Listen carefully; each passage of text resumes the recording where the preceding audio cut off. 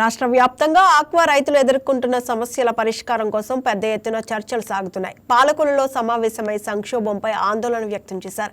మార్చి 22వ తేదీన పశ్చిమ గోదావరి జిల్లా వీరవాసరం గ్రామంలో రాష్ట్ర స్థాయి భారీ సమావేశం నిర్వహించాలని నిర్ణయించారు.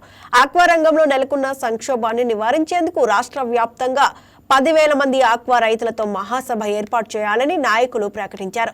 యుద్ధ పరిస్థితుల కారణంగా చూపుతూ ఆక్వా ఎగుమతులపై నియంత్రణలు విధించడం, ధరలు తగ్గించడం వల్ల రైతులు తీవ్రంగా నష్టపోతున్నారని ఆవేదన వ్యక్తం చేశారు. ఆక్వా రైతులు ఎదుర్కొంటున్న సమస్యలను ప్రభుత్వం వెంటనే పరిష్కరించకపోతే భవిష్యత్తులో ప్రభుత్వంపై ఉద్యమానికి సిద్ధమవుతామని హెచ్చరించారు. ప్రాసెసింగ్ ప్లాంట్లు, ఫీడ్ ప్లాంట్లు సిండికేట్ గా మరి తయారయ్యి రైతుల్ని కనీసం కొనే పరిస్థితి లేకపోవడంతో రైతులు రోడ్డెక్కి మా పరిస్థితి ఏంటని చెప్పేసి ఏదైతే ఆందోళన చెందుతున్నారో మరి దానికి అనుగుణంగా ఈరోజు మా 3 జిల్లాల ప్రతినిధులు మీద ఒక నిర్ణయం తీసుకోవడం జరిగింది.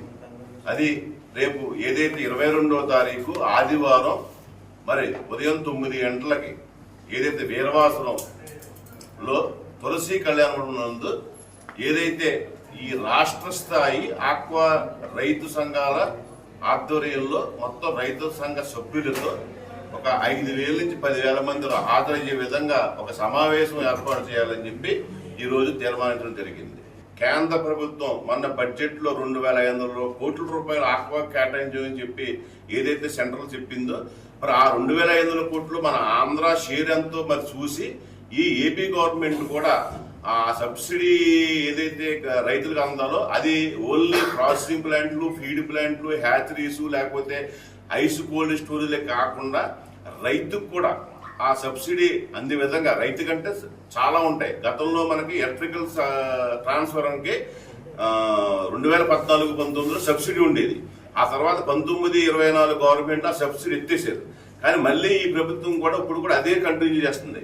చిన్న రైతు కూడా ఇలా దాని నుంచి తల్లిరే నుంచి తీసి పిల్లల్ని తీసి ఇలా ఈహెచ్పి సీడ్ వచ్చి కనీసం సీడులోనే 80% రైతులు నష్టపోతున్నారు.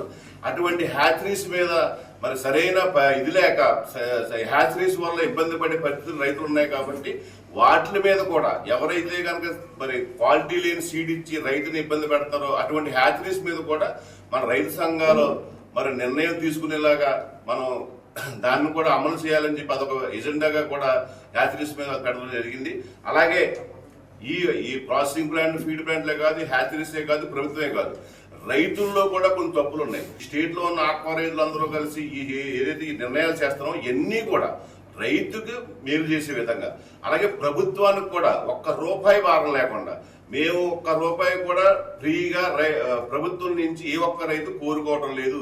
ఈ ఉన్న సిచ్యుయేషన్స్ కనుక అలా అమలు పరిస్తే ఇటు ప్రభుత్వానికి మంచి పేరు వస్తుంది, రైతు బాగుపడతాడు. Please subscribe to YK TV Network. Please subscribe to YK TV. Please watch YK News. Don't forget to subscribe YK News channel.